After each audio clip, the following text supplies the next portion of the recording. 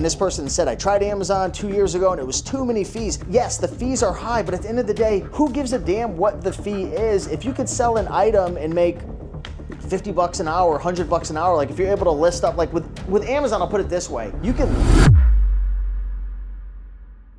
Hey, what's going on, everybody? Steve here, Rake and Profit. You know what I find so funny? It's Amazon sellers bash eBay sellers, and then eBay sellers bash Amazon sellers. And the reality is there's pros and cons to selling on Amazon. There's really great things I love about Amazon. And then there's things that are great with eBay. You know, there's certain parts of the business that, you know, I don't necessarily love when it comes to Amazon. But I received this comment that, you know, hits on this point. I want to talk about it a little bit. And it comes from Cesar Rodriguez saying, I have my own warehouse. And this is actually on a post. I put out a post that said, let me tell you my thoughts about eBay over Amazon, Amazon over eBay. And this comment essentially comes from an eBay seller saying, I have my own warehouse at home and I can fit 8 cars easily and I'm all good with eBay. So I don't know why he's telling me he can fit 8 cars in it, but I guess there's a lot of space that he has. I tried Amazon 2 years ago and it was too many fees and I wasn't willing to fight for scraps along with hundreds of sellers selling the same cheap stuff. Good luck with those trying FBA. So this comment came off a little snarky, but you know, I'll be honest, I'm the same way sometimes. Like, it's funny, like,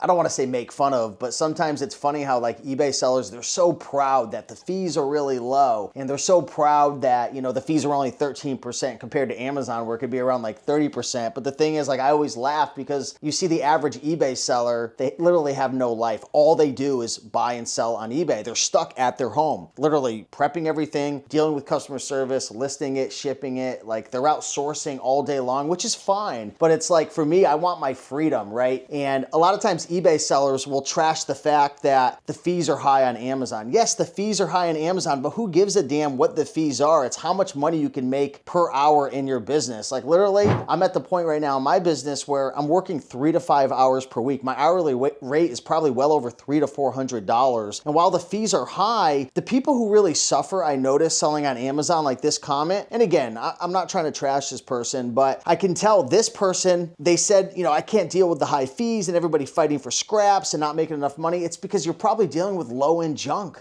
I hate to say it, like that's one of the things that a lot of people on Amazon don't realize, and even eBay sellers. Amazon is really good if you buy items that have a good enough margin and a higher ASP. Like if you're gonna be selling $10, $12, $13 items from thrift stores or doing any type of like online arbitrage with low ticket items, you're not gonna make a lot of money. You gotta find the items that are selling for $30, $40, $50, $60, $100. And for any of you guys out there who are like, oh, you can't find items consistently, you know, that sell for 50 to 100 bucks. I do it every single day. I utilize eBay to Amazon. Now, I'm not here to tell you to do eBay to Amazon, but that's what I do. Right now, my average selling price is over $120 for the year of 2024 because I handpick, I cherry pick them off of eBay. And it's not just eBay. You can do this with Facebook Marketplace. You can even do it on Amazon for merchants and then flip it back on FBA. So I think the big issue that a lot of folks deal with who are complaining about the fees is they're going after crap at the thrift store. They're going after low ticket stuff. That's the thing with Amazon, right? And this person said, I tried Amazon 2 years ago and it was too many fees. Yes, the fees are high, but at the end of the day, who gives a damn what the fee is? If you could sell an item and make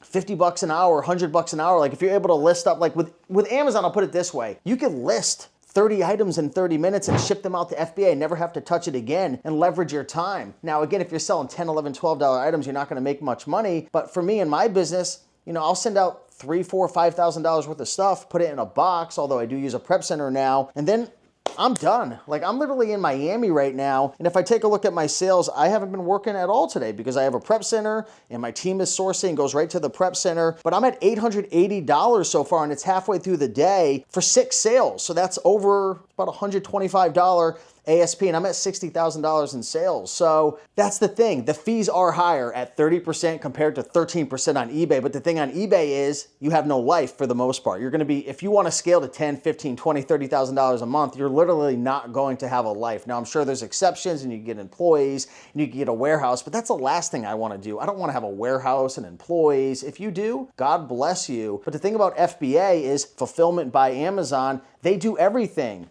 They pick it, they pack it, they ship it, they deal with customer service. Yes, is there a headache with returns? Absolutely. Are the fees high? They are high, but at the end of the day, I don't care what the fees are as long as the profit is there and my hourly rate is high. Now, if I was doing this and making 10, 15, 20 bucks an hour, do you think I'd be making videos and be doing this? But the thing is, you got to choose the right items, okay? You've got to get ungated in categories that not everybody is selling. If you're just buying crappy, junky DVDs and books from the thrift stores, like, you're gonna suffer. So you really gotta hand pick. You have to go after higher ticket stuff, and you have to know how to run your numbers and read Keepa charts. It's so funny. I meet so many Amazon sellers who aren't having success and they don't even know how to read a Keepa chart. They don't even know how to do price analysis. They're selling junk that's slow selling, doesn't have a market. They don't understand how to run the numbers, and then they wonder, it's funny, like, they'll post comments, and I'm not saying this gentleman fits that criteria, but there's a lot of people who don't know what they're doing, and then they judge a book by its cover, and it's like, people listen to it. It's like, listen, Amazon isn't perfect, eBay isn't perfect, there's pros and cons,